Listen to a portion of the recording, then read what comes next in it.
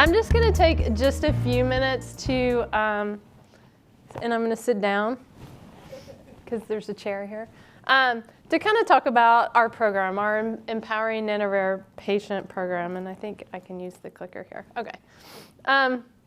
When I started thinking about, what I want to say today, I pulled out our guiding principles, and I thought this might be really important to share with the group, just so that you really understand that patients are at the heart of everything that we do. If you haven't already figured that out today through the presentations that we've given, we really know that sick people depend on us. Everybody that comes in to work has that in the back of their mind. We know that a lot of our patients don't have a lot of time. We have to juggle, that with making sure that we're doing the very best that we can for our patients and developing and discovering and providing these optimized, personalized ASO medicines. And so patients really are embedded in our guiding principles and drive all of our decision making. The goals of our patient empowerment program are really lofty. We wanted to create a community for Nano-rare, and so this is a big step in that today, and I'm very appreciative of the efforts of everybody that has come together today, that has agreed to fly. We've had people fly from the UK over here just for this meeting, and so this community is really important to us, and I know it's really important to our Nano-rare patients. As Stan said, we really think it's important to honor the bravery of the patients who are going first and accepting those treatments and taking that big step. And so we really want to honor those patients. We want to give patients a voice. I think Nano-rare patients, they don't have a disease name. They can't identify with a disease that people understand. And I can't imagine a parent saying, well, I have my child has this disease, and well, it doesn't have a name, but we're going to call it by this gene, but it's not going to make any sense to you because no one understands what these gene names are. And so really wanted to give patients a voice. And so we've done that through many various ways, and also today in this meeting.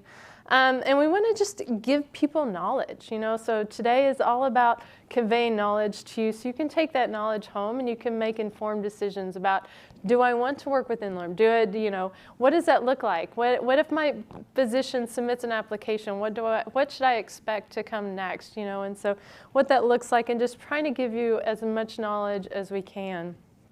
And then obviously we want to share our learnings. We're sharing today. We share through publications, peer-reviewed journals, all kinds of avenues to share.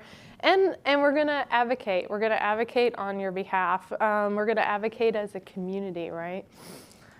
We do this in many different ways, and I'm just going to skip through this slide really quickly because I'm going to go through each of these individually. Obviously today we're here at the Colloquium.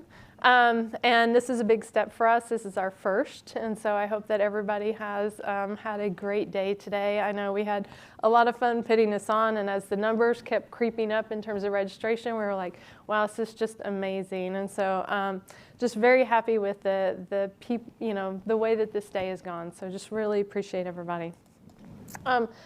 Stan mentioned our podcast. This is a shameless plug for it as well. We started this a little over a year ago.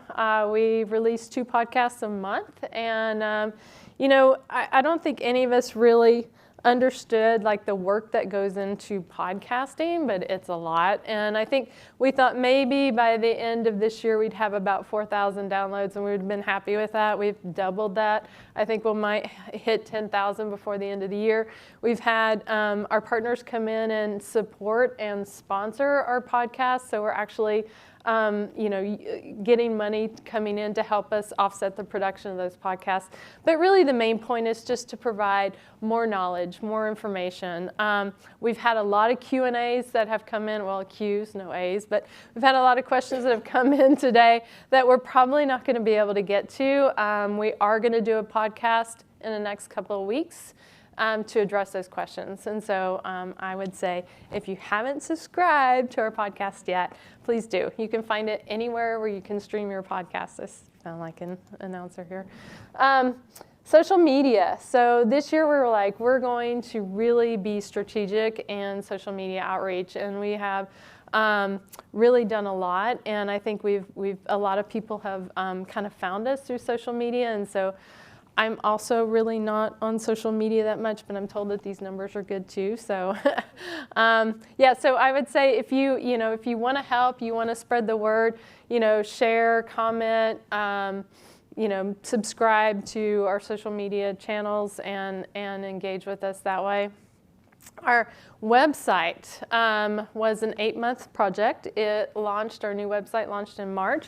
And one of the things we really wanted to do with that website is to allow patients who wanted to, who we knew, because we're blinded to patients, to share their story. And so we have, I think, 14 patient stories on our website. We'd love to add more. We just, want to recognize the bravery as well as the journey and how difficult it is, and just allow people to understand that these are real people, right? This isn't just a corporate website that we've slapped some stuff on, We wanted to have our website create a community, and we want to share your story. So if you want to be part of the n-Lorem website, we'd love to have you. I'm just going to kind of skip through these a little bit. These are some of the things, oops, I went too far. These are some of the things that we also wanted to do with our website, is just provide a lot of information. So today we kind of went in a little bit more depth, but we have our pathway to treatment, so what all those steps are, define kind of a little bit more information about those steps. And so I would commend you if you're an institution and you're like, I wonder what it's going to really take for me to work with n-Lorem. You have a pathway on the website. It'll give you a lot of information. Potential physicians out there, we'd love to have you. There's information for you on the website. And then obviously the team here is more than happy to talk with anybody that wants to work with us.